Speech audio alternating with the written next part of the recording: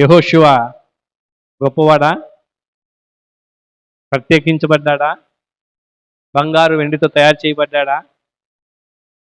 ఏం లేదు. మన వలే మనం ఏ విధంగా ఉన్నామో, రక్త మాంసం కలిగి ఉన్నామో అలాగనే ఉన్నాడు. కానీ తన మనస్సు, తన హృదయం దేవునికి అంగీకారంగా ఉన్నది. తను చేసిన ప్రార్థన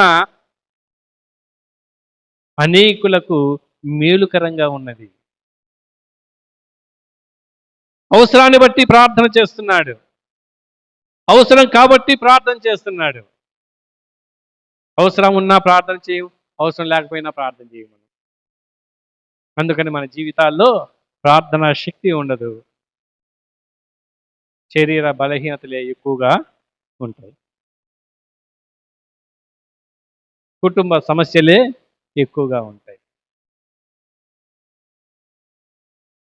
కాబట్టి ప్రార్థన చూడండి, యెహోషువ ప్రార్థన చేయగా ఆ ప్రార్థన ఏం చేశాడు? సూర్యచంద్రుని ఆపన్నాడు, ఆపేశాడు దేవుడు అంతే.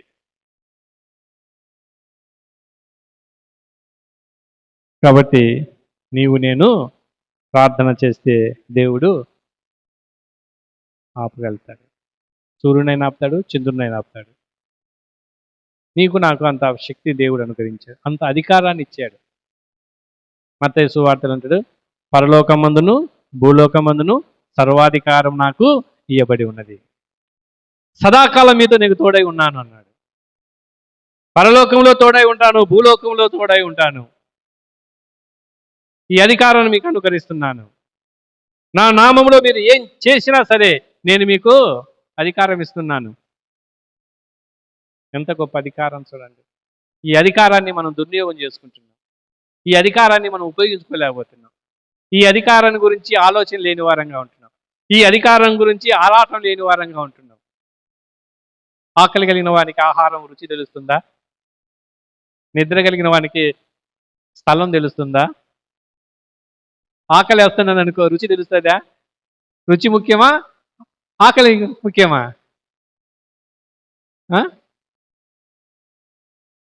ఆకలి అంత. ఆకలి లేని వానికి రుచులు కావాలి. నిద్ర లేననుకో ఏం చేస్తాం? స్థలం, నిద్రకు స్థలము తెలియదు, ఆకలికి రుచి తెలియదు.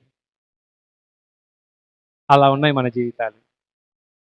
తెలియని జీవితాల్లో ఉంటున్నాం. ఏది ఆకలి, ఏది నిద్ర? దేవుడు అన్ని ఇస్తే దాన్ని ఉపయోగించుకోలేకపోతున్నాం.